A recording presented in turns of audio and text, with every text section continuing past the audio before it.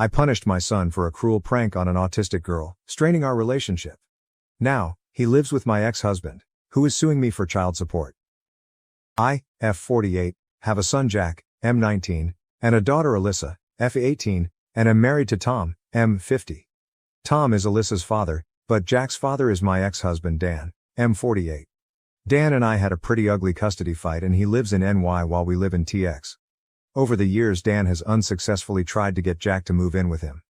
It wasn't easy to fight him off since he is a very successful lawyer.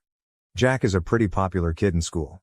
His friends on the wrestling team came up with a prank for him to ask a heavily autistic girl who had a crush on him to the prom as a joke and for him to show up wearing a gorilla suit. Jack originally said no, but the wrestling team actually raised a fund which got to be somewhat north of $800 for him to do it and they paid for the gorilla suit.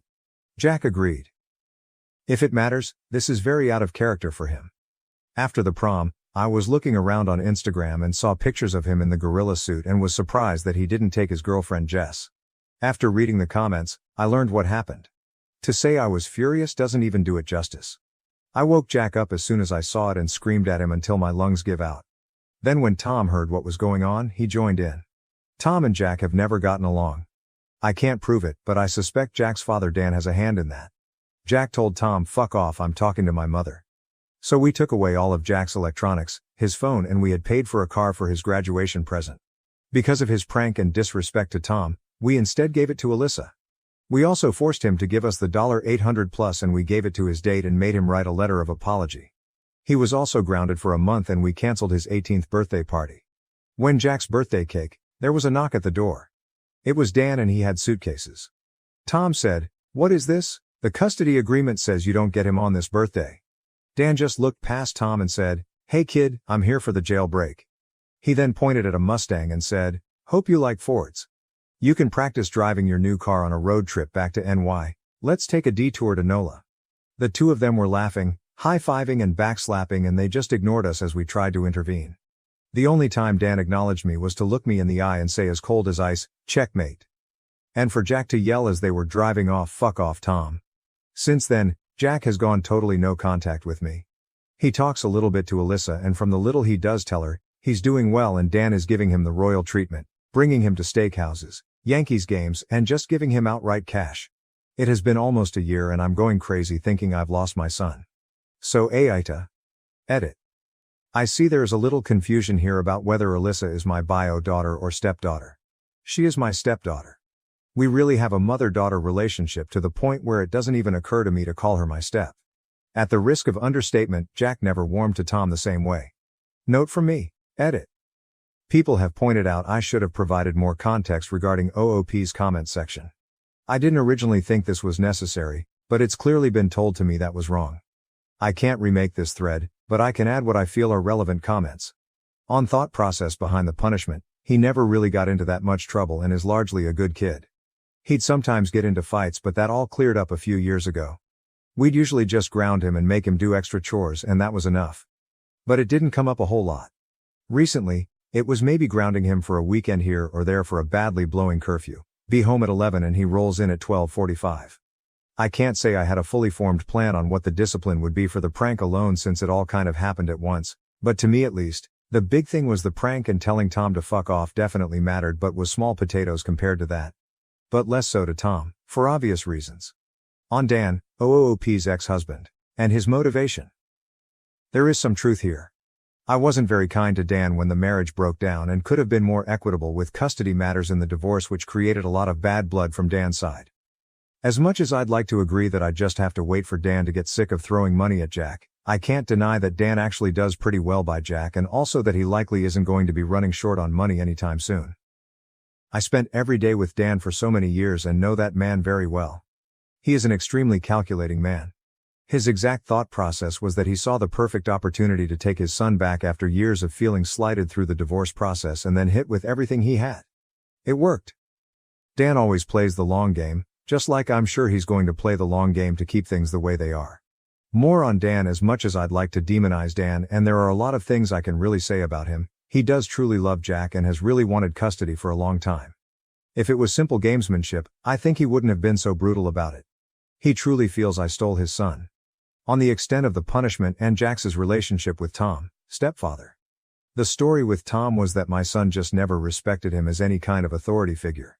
Even as a young child, if Tom would tell him to do something, he'd tell Tom that he was just a rude guest in his house. I can't prove it, but I have to think Dan had a hand in it. How else would Jack know that it was my money from the divorce that bought the house and that Tom was broke?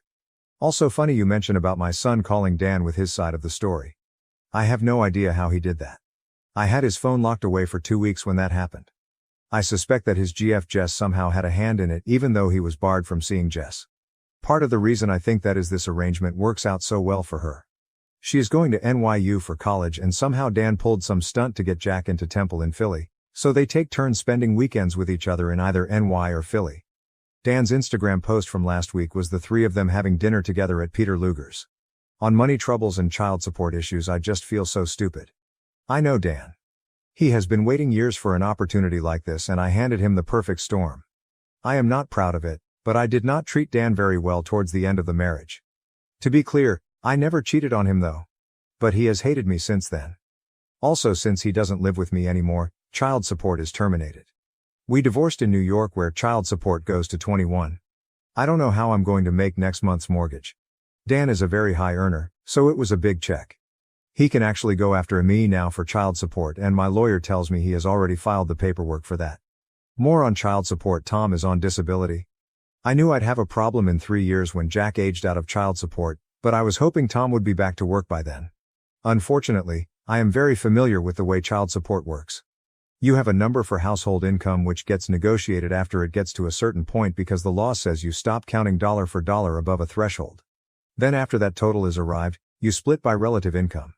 I do pretty well, but not like Dan. I used to do better before COVID. At the time of the divorce, I won a very high household income split. It was good for me back then since he had to pay me. Now I have to pay Dan my portion of that very high number. So I get the double whammy of losing the checks I was getting and now I have to write big checks his way. On Tom and Jack's difficult relationship. I tried to introduce Tom slowly and things started out okay. They were never warm but it was peaceful. Things started getting rougher when Tom moved in. He had an accident at work and got behind on bills. It was a little sooner than we would have liked, but Jack had known him for a year at that point. It started with little things, like Tom telling Jack to clean his room, or put away his plates or mow the lawn. Jack just wouldn't do it. I'd noticed that every time Dan flew down to spend a weekend with Jack, it got a bit worse. I remember a few years ago overhearing Jack on the phone call Tom my pet loser. A phrase I know Dan has used about others before.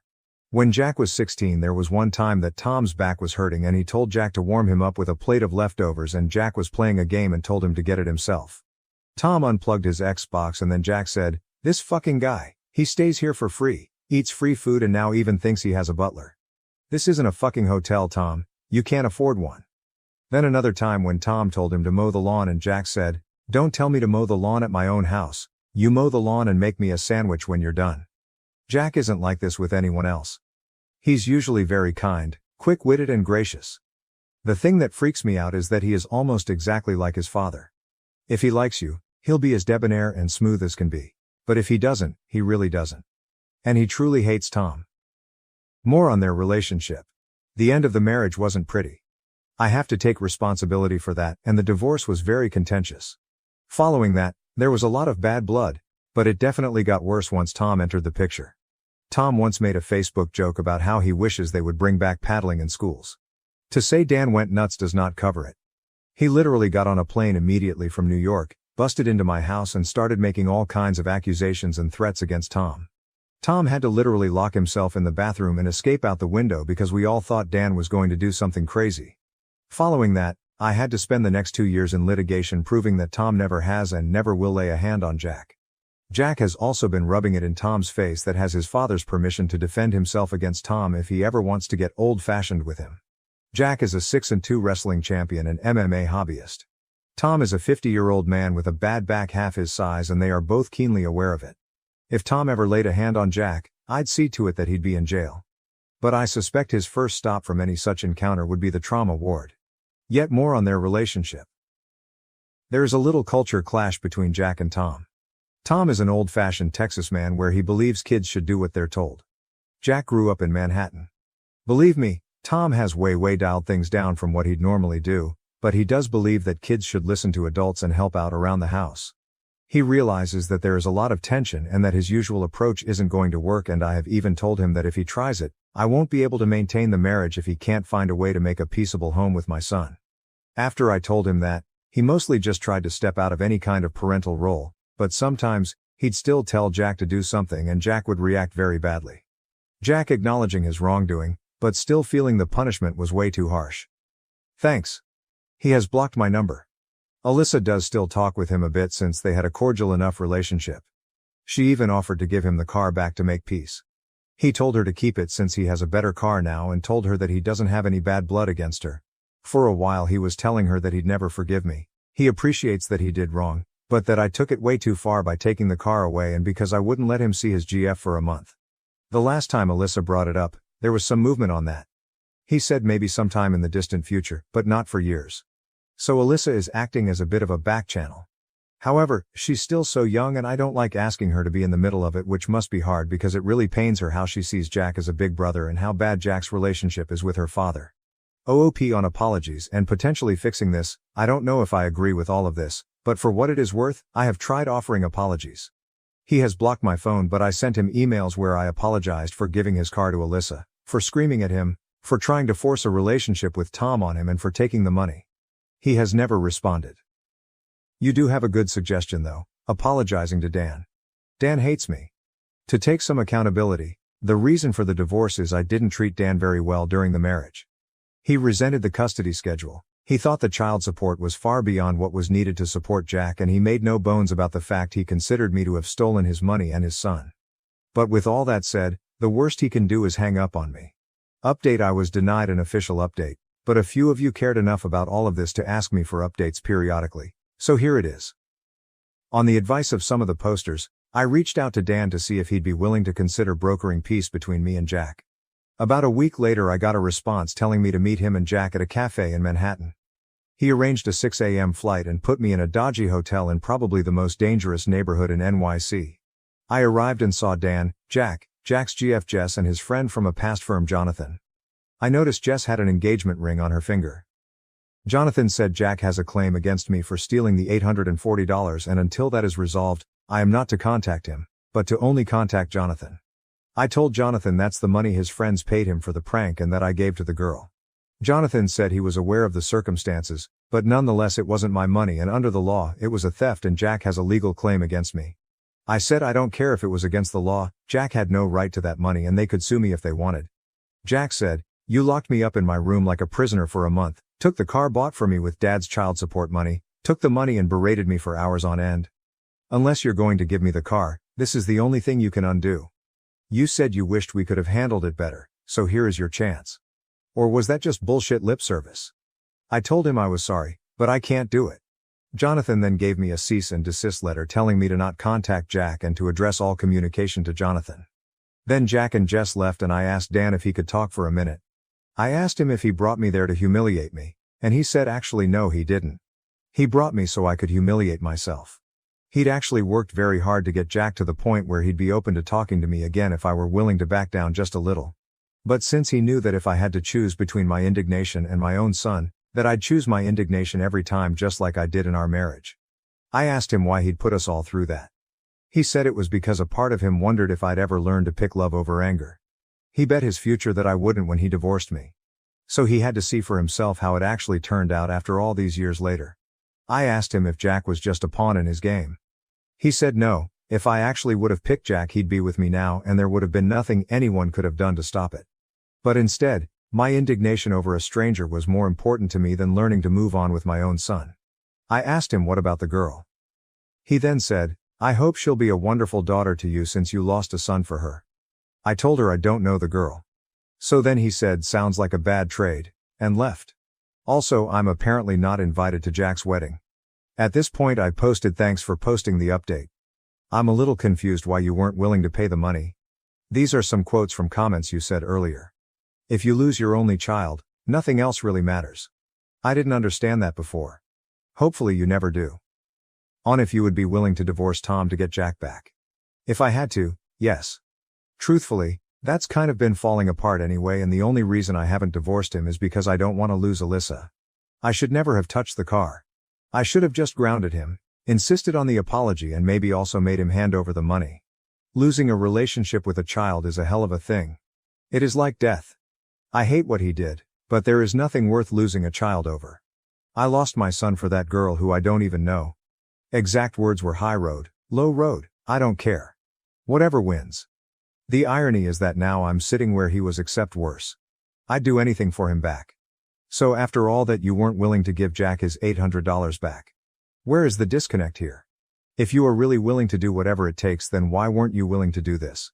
And her response? I was so angry. I am still so angry. He was sitting there, smug as can be with his little girlfriend, my ex and my ex's best friend there as his lawyer. At that moment, I just couldn't.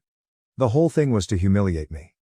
They stuck me in a crack den of a hotel, made me trek all over New York, then they all show up laughing and backslapping, and the lawyer tells me I can't talk to my own son unless I pay him $800.